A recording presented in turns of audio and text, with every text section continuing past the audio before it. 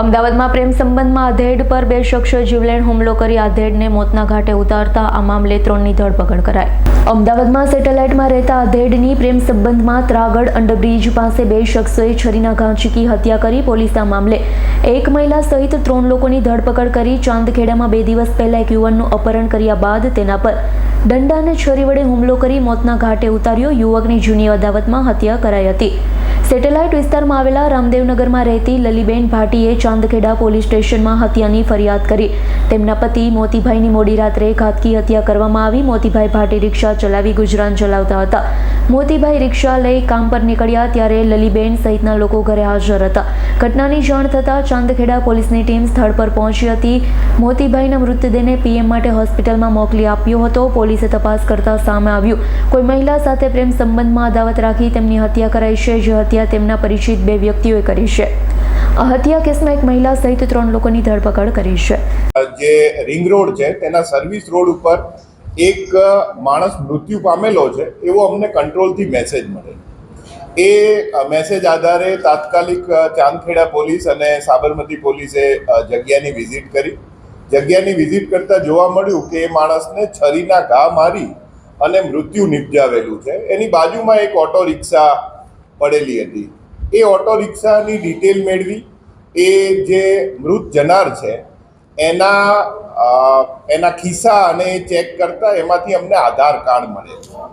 આધાર કાર્ડમાં એ માણસનું નામ મોતીભાઈ નાથાભાઈ ભાટી કરીને અમને મળેલ કે જે એની ખરાઈ કરવા માટે એનું જે આધાર કાર્ડમાં એડ્રેસ હતું રામદેવનગર ખાતેનું, ત્યાં પોલીસને રવાના કરી। પોલીસે એ વેરીફાઈ કર્યું તો એમના સગાવાલા જગ્યા ઉપર આવી અને એમણે મૃતકની ઓળખ કરી અને એ મૃતક રહ્યા એ મોતીભાઈ ભાટી નામના મૃતક હતા।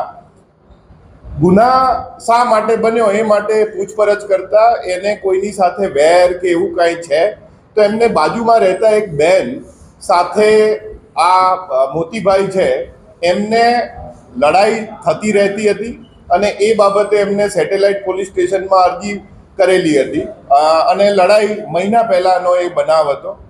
એ આધારે એ જે બાજુમાં રહેતા બેન છે એમની થોડી પૂછપરછ કરવા માટે એમને લાવેલા। એમની સાથે એમનો જે ભત્રીજો હતો એ રમેશ કરીને એ એની સાથે રહેલો હતો ને એને પણ અમે પોલીસે અટક કર્યો, એટલે પૂછપરછ માટે લાવ્યા।